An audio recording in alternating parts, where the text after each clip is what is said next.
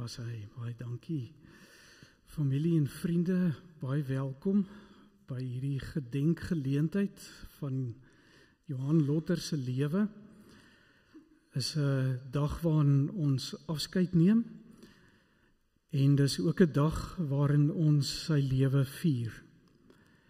Elkeen van u het op een of ander manier sy lewenspad gekruis en hy het op een of ander manier 'n invloed ook in jou lewe gehad. Dis hoekom jy hier is vanoggend. En mag ons dit vier. Die feit dat ons hom geken het, die feit vir wie hy was, en ook die feit dat ons hom gaan mis. En mag julle ook stories vertel. Party stories is ook humoristiese stories, party stories vertel 'n mens terwyl jy huil. Maar hoe dit ook al sê, dit is so belangrik om die stories te deel wat julle met hom gehad het. Dit help in die proses waarin 'n mens gesond word, is om die mooi dinge van iemand met mekaar te deel. Ons gaan 'n oombliekie tyd gee en dan gaan ons net so 'n bietjie kyk na sy lewe vir so 'n paar oomblikke en dan gaan ons verder aangaan. So kom ons sit rustig, dan kyk ons so ietsie rondom sy lewe.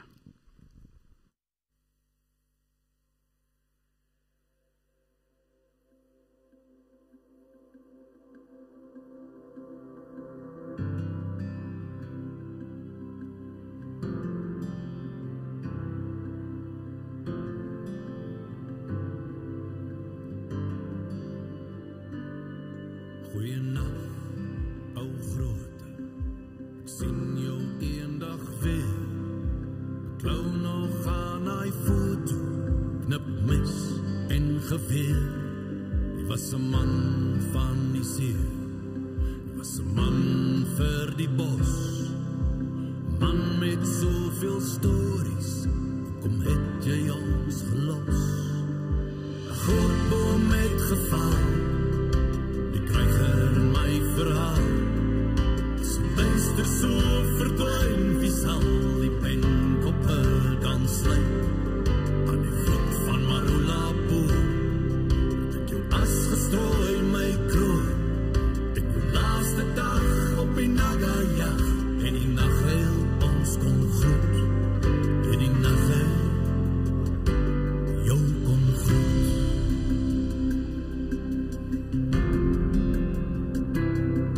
Nagajag hem van jou gesoek, die oggend toe ons jou groet, maar jy het hom klaar aangehad, om lewe Jesus te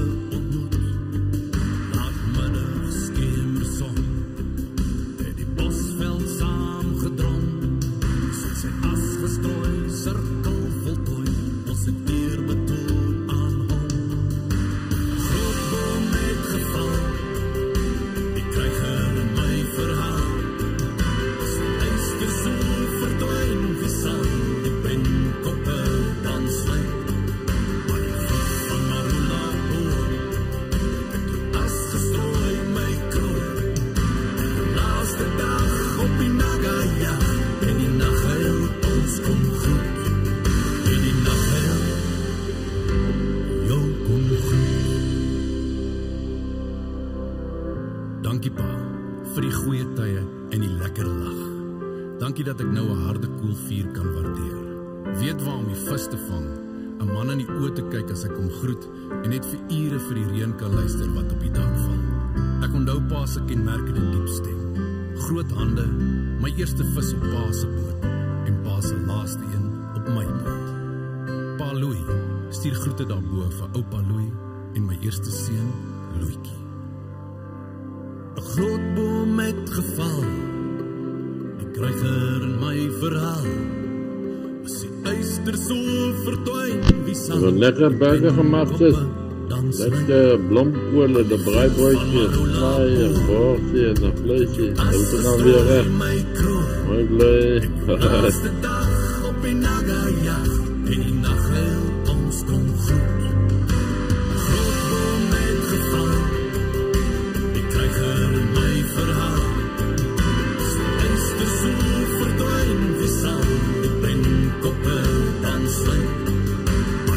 beste zien en de gebleven daar, die trekken gaan met die rust.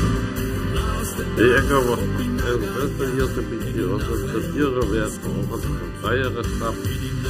Maar jullie moeten een beetje lekker rust daar en die is het.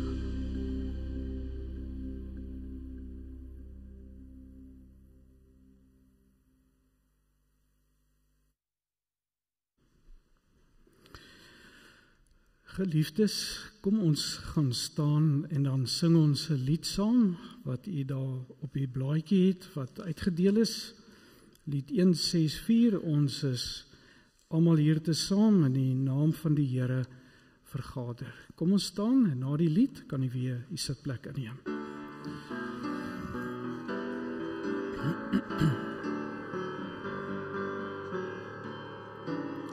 So almal hier te saam.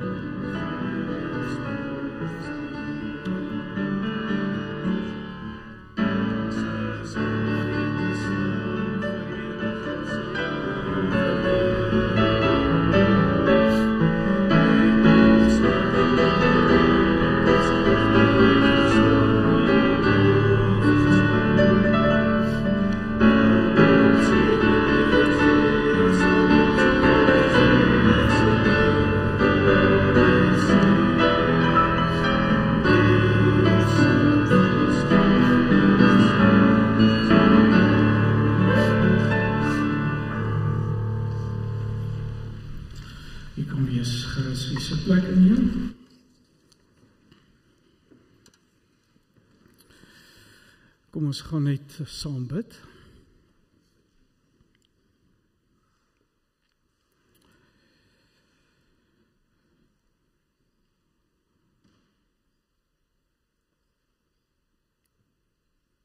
Hemelse Vader, in tye soos hierdie wil 'n mens baie keer rondkyk en vra, waar sal my hulp vandaan kom?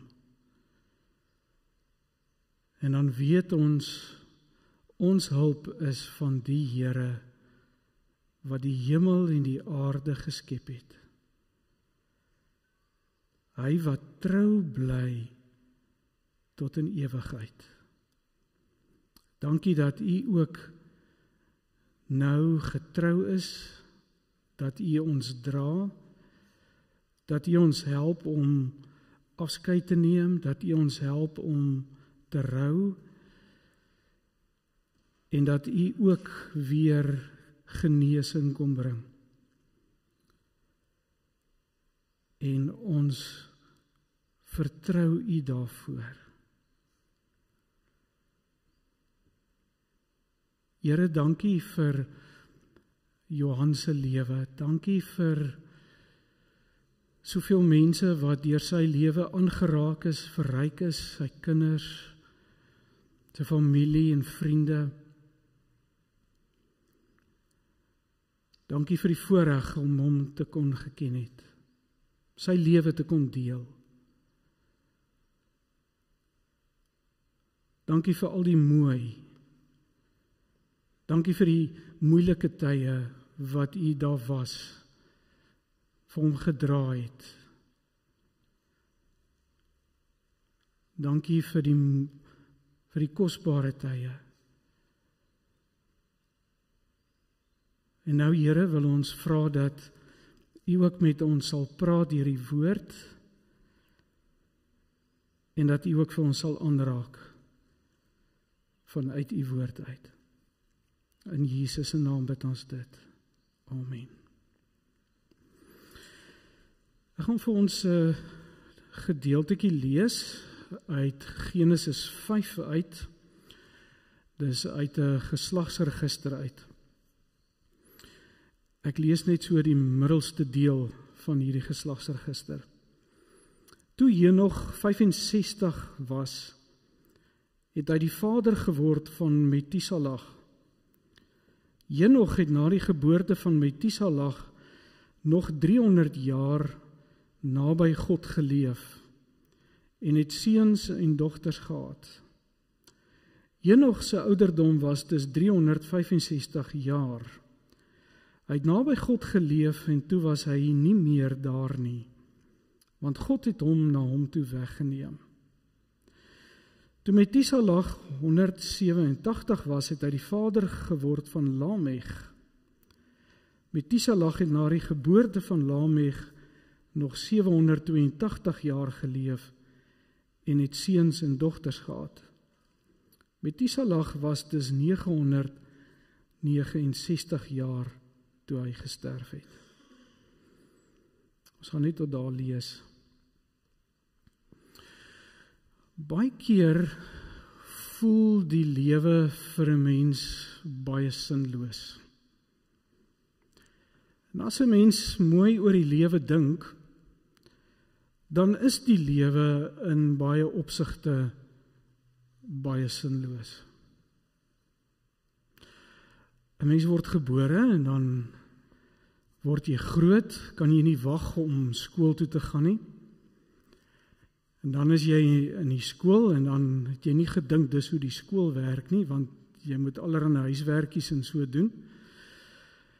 En dan kan jy nie wag om hoërskool toe te gaan nie, want dit lyk vir 'n mens of hoërskool is die lekker plek. Groot kinders is daar. Nou gaan jy hoërskool toe en dan kom jy agter, dis toe nog moeiliker as die laerskool.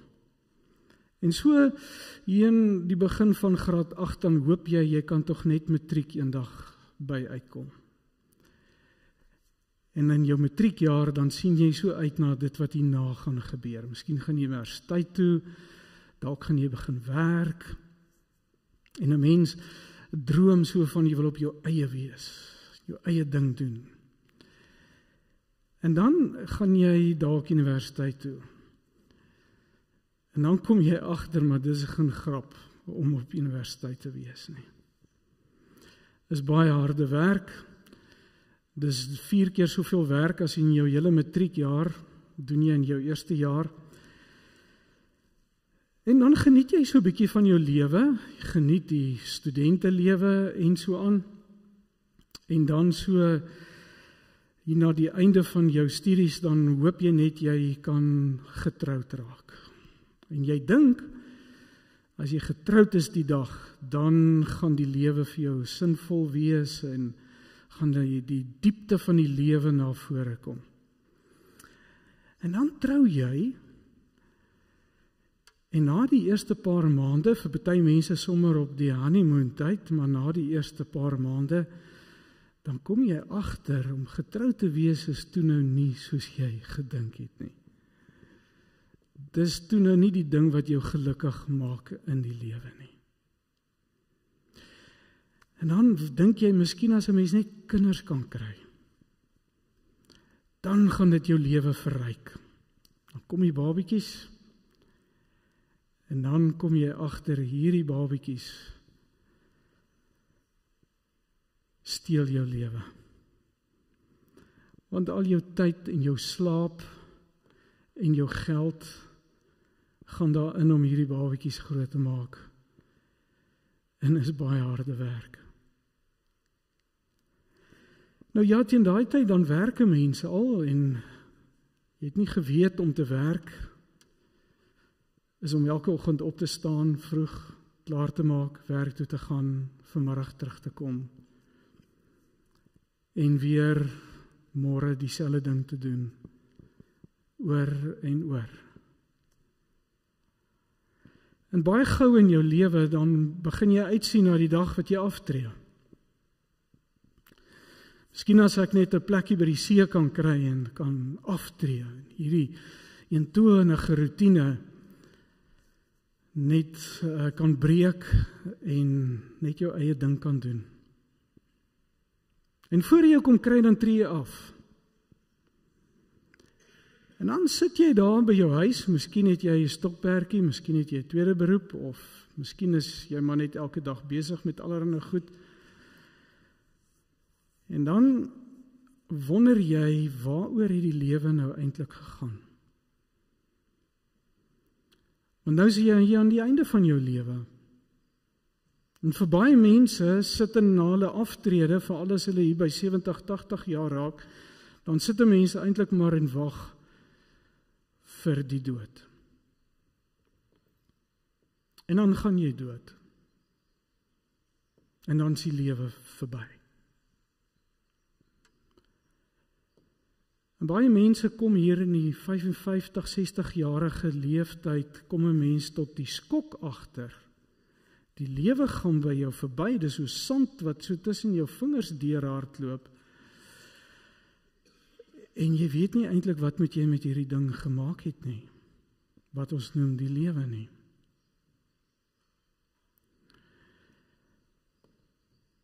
Partykeer is die betekenis en die geluk en die sin van hierdie lewe is vir baie mense soos 'n reënboog.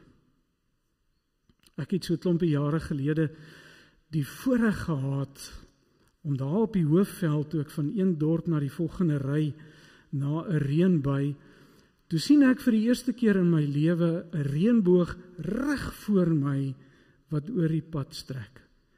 Ek sien hier in die veld waar begin die reënboog. En ek kan daai kant sien waar stop hy. En ek dink by myself, vandag gaan ek onderdeur 'n reënboog ry.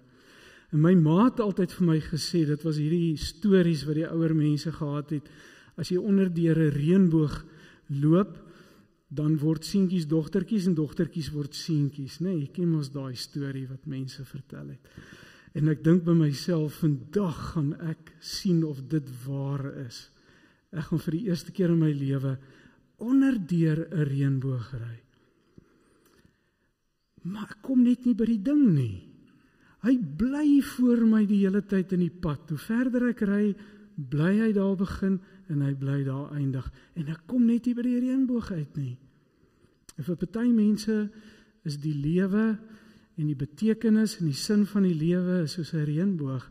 Hy is hier voor jou en jy dink, as ek net by die volgende fase van die lewe gaan kom, dan het ek hom. Iewers vorentoe in my lewe gaan ek die geluk ervaar in die lewe. Gaan ek die vrede ervaar, die betekenis, die diepte in die lewe ervaar. Maar jy kom net nooit daar nie. Want is heeltyd voor jou in die toekoms. Hierdie geslagsregister wil vir ons iets hiervan vertel, van die absolute eentonigheid van die lewe. Doen jouself 'n guns en dan gaan lees jy hierdie geslagsregister. En moet hom nie oorslaan nie, moenie die dele oorslaan nie, want dit is juist so geskryf dat jy hierdie eentonige storie sal beleef. Is dieselfde oor en oor.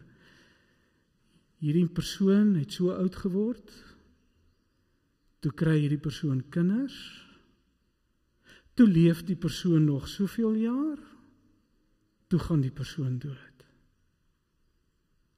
Toe leef die kinders so lank, daai ouderdom het hulle kinders gekry, toe leef hulle soveel jare, en toe gaan hulle dood.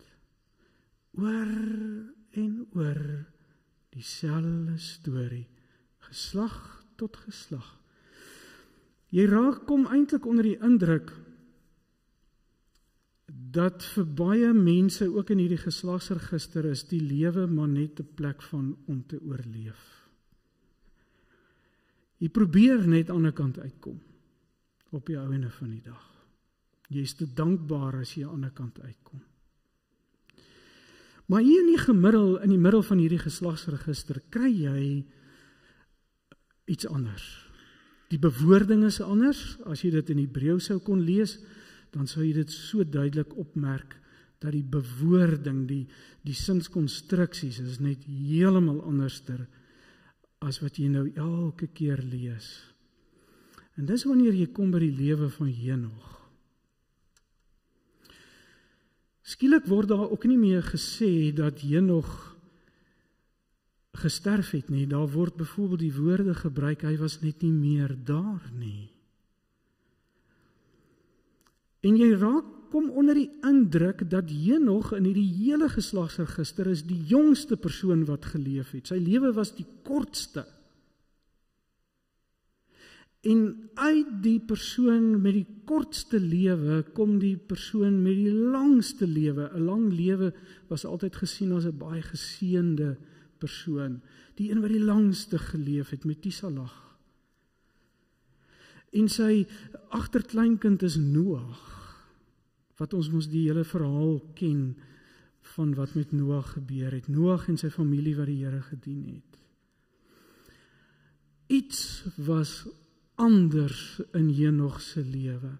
Henog se lewe het 'n ander betekenis gehad. Hy bring iets anders na vore. En dan staan daar net hierdie een sinnetjie.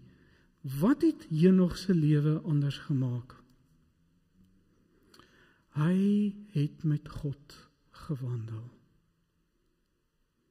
Hy het 'n verhouding met die Here gehad. Hy het vir God geken. En dit het al die verskil gemaak in sy lewe. Maar nie net in sy lewe nie. In sy kinders se lewe, sy nageslag, die agterkleinkinders se lewe, selfs Noag, wat die Here nog steeds geken het. Dit breek hierdie sinloosheid, hierdie betekenis van die lewe, word gebreek met hierdie een sinnetjie, hy het met God gewandel. Geliefdes, ons soek geluk in die lewe, ons soek betekenis in hierdie lewe. Ons probeer om iets van die lewe te maak, dat 'n mens nie net oorleef nie. En hoe ouer jy word, hoe meer ontdek jy die enigste werklike diepte in hierdie lewe, die enigste plek waar die lewe regtig betekenis en sin het, is wanneer jy dit by God vind. Wanneer jy vir God ken. Jesus kom sê in 'n paar plekke in Johannes Evangelie, dan kom sê hy vir ons, ek is die lewende water, ek is die brood, ek is die weg, die waarheid en ek is die lewe. Daar staan nie, ek kom gee vir jou die lewe nie, ek kom gee vir jou die brood nie, of daar staan ook nie, ek gee vir jou die lewende water nie. Hy sê, ek is dit. En as jy die lewe wil vind, en as jy die lewende water wil vind, en die diepte en die betekenis daarvan, en die weg wil vind, dan sê Jesus, ek is dit, jy vind dit in my. Op geen ander plek nie. Jy vind dit in my. En dan ontdek jy dat Jesus kom en my en God se verhouding kom herstel. Iets gebeur tussen my en God wat Jesus kom doen. Hierdie skuldlaste, hierdie skuldgevoelens, hierdie ver af God, word God is hier by my, in my. Hier teenwoordig, hier's vrede tussen my en God, wat jy net vind in Jesus Christus. En jy begin agterkom, jy begin vrede maak met jouself, want Jesus se versoening is nie net tussen ons en God nie, Sy versoening is ook met jouself. Dat jy tot rus te kom hier binne in jou siel en in jou hart. Vrede maak met wie jy is, met jouself.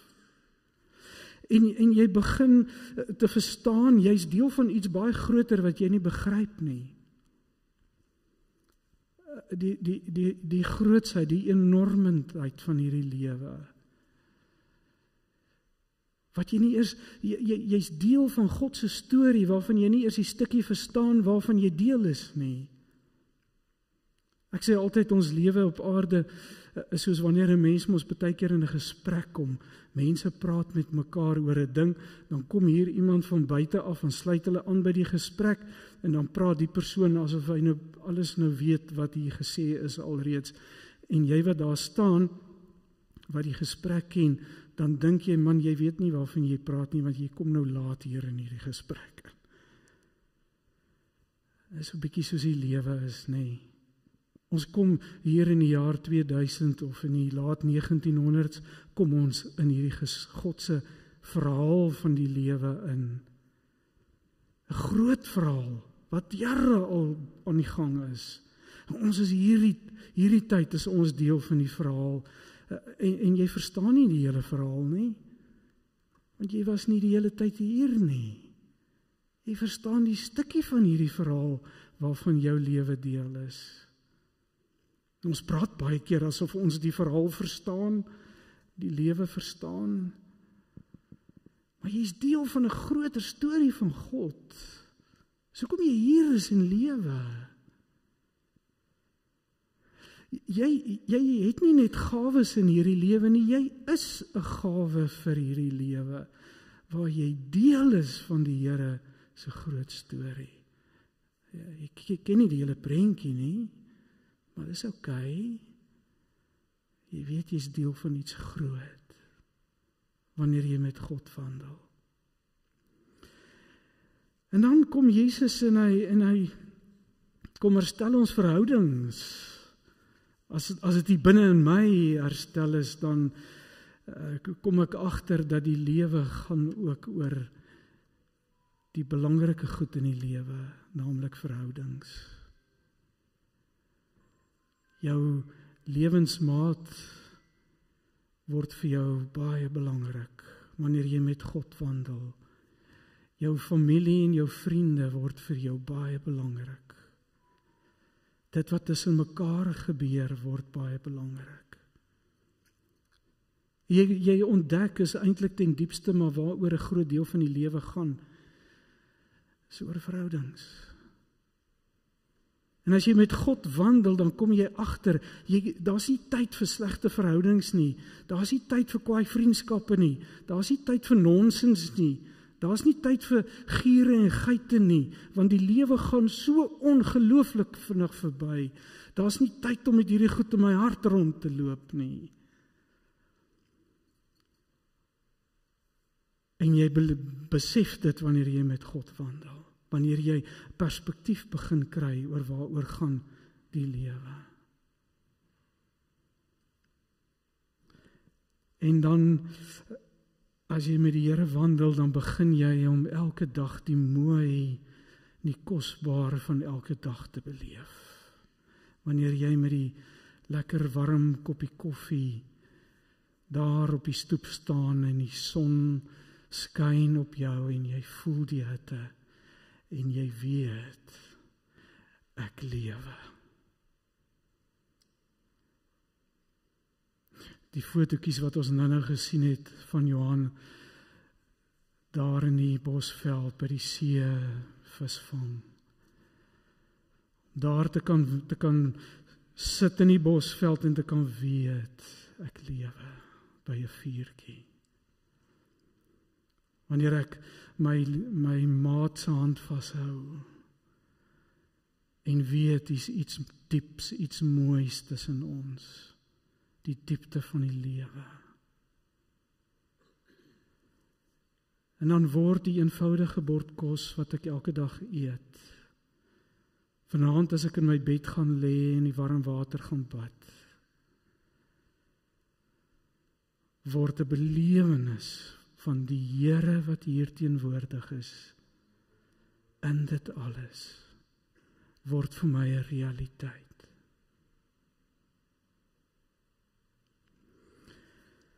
Wat Henog se lewe radikaal verander het, is hy het die Here geken. Hy het met God gewandel.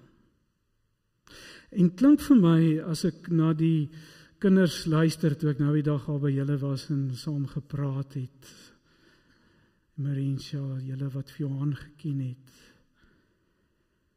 of Johan iets hiervan verstaan het, van wat dit is om te lewe.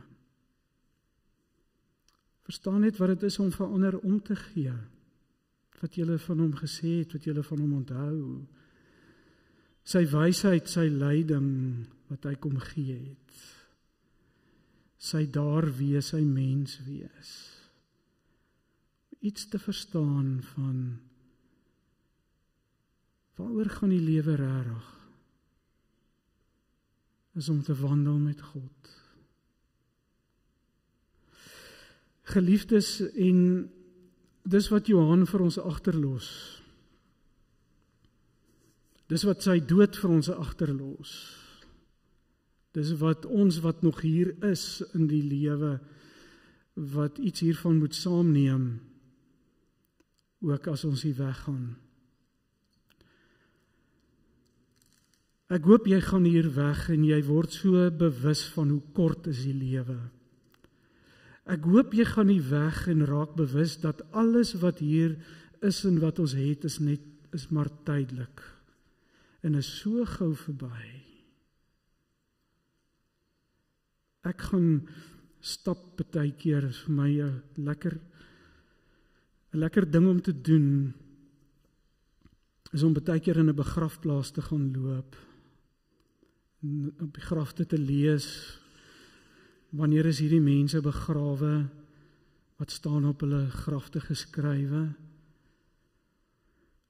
en wanneer ek so tussen grafte deurloop, dan gaan ek altyd huis toe daarna, en as ek by die huis instap, dan vat ek my vrou en ek hou haar vas en ek druk haar so styf teen my, en ek sê vir haar, my vrou, die lewe is so kort. Daar is nie tyd vir nonsens nie. Ons moet elke dag leef. Ons moet elke dag die maksimum uit hierdie dag uithaal. Ons moet elke dag die verhoudings wat ons het koester. Ons moet die mooi wat ons elke dag het aan vashou. Ons moet elke dag met God wandel. Want voor ons oë uitvee, is ons nie meer daar nie. Mag Johan se lewe jou inspireer om te leef. Mag Johan se lewe jou inspireer om die maksimum uit hierdie lewe uit te haal. Mag Johan se lewe jou inspireer om met God te wandel. Mag Johan se lewe, maar ook sy dood, jou inspireer om terug te gaan huis toe en te sê, ek wil nie meer net oorleef nie. Ek wil lewe. Want dis die gawe wat die Here vir my gee. Kom ons bid saam.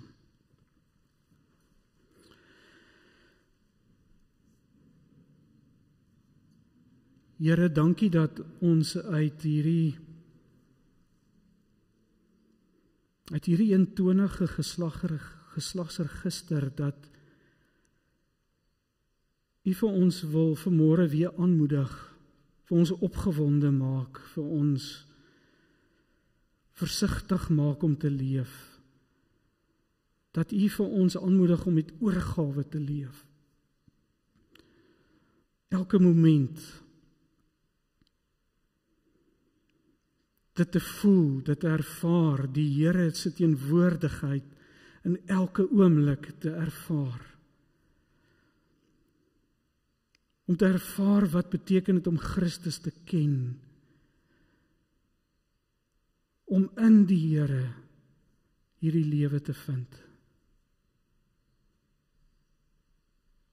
Want is U alleen, Here Jesus, wat vir ons verhouding met God kom herstel, kom regmaak deur U kruisdood. Dis U alleen wat vir ons kom verhoudings met mekaar kom herstel en met myself. O Here, help ons om te leef.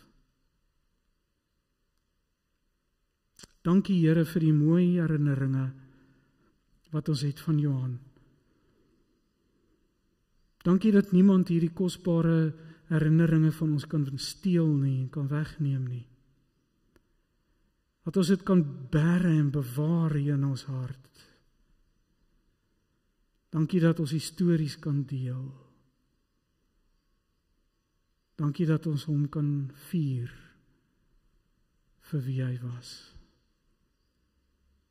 In Jesus se naam bid ons dit. Amen. Ek wil geleentheid gee vir Christo. Jy vir ons bedankings kom doen asseblief. Vir ons die mikrofoon aan.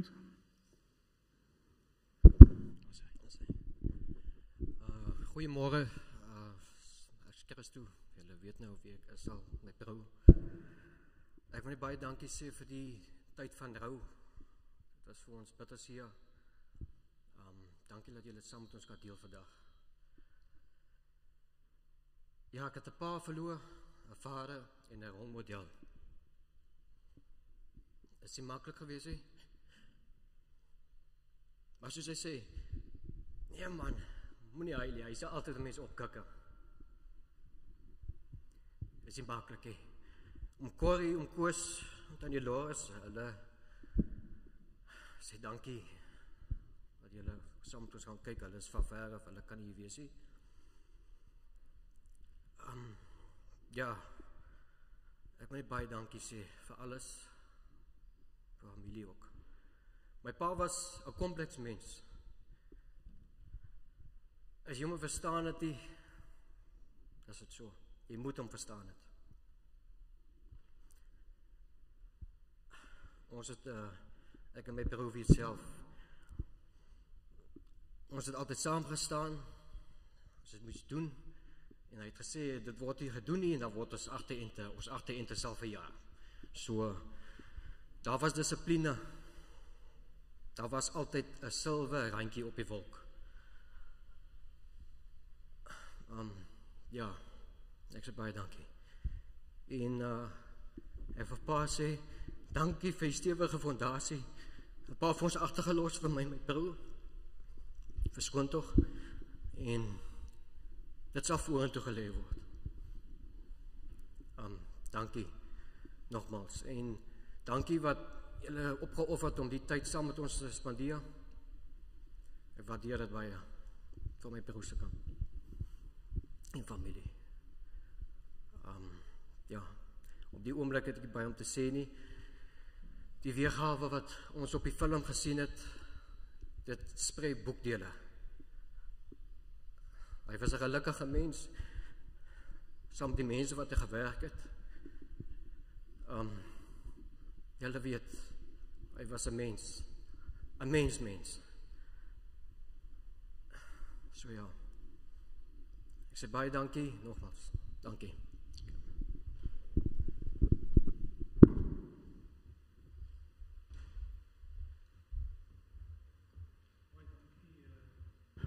Dankie Christo. Geliefdes, ons gaan nou laaste lied sing en na die lied dan bly staan vir die seën van die Here. En dan kan jy net weer die sitplek inneem. Ons wil graag vir jou geleentheid gee vir die wat wil. Ek wil eers vir die naaste familie geleentheid gee om hier voor 'n kersie te kom aansteek. Net as 'n manier om te groet, as 'n manier om afskeid te neem, as 'n manier om te sê, jy dink aan dit wat jy saam met Johan gehad het in sy lewe. sommer net as 'n stukkie eerbetoning ook aan hom.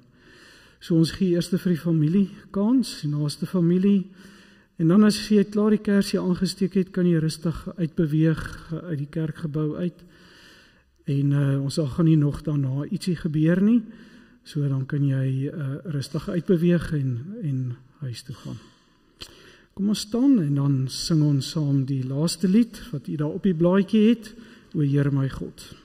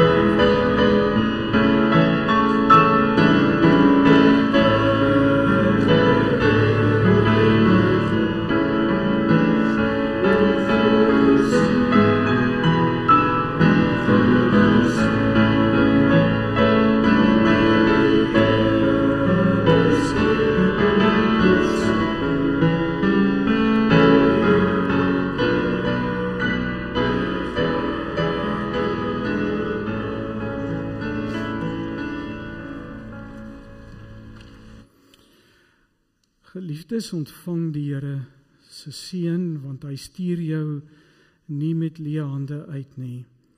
Die genade van ons Here Jesus Christus en die liefde van God ons Vader en die teenwoordigheid van die Heilige Gees sal by jou wees en bly. Amen. Jy kan net die sitplek inneem en dan gee ons vir die familie eerste, naaste familiekans om vorentoe te kom, kersie aan te steek, daarna kan die res van ons kom, en dan as jy klaar is jy welkom om sommer dadelik uit te beweeg. Baie dankie.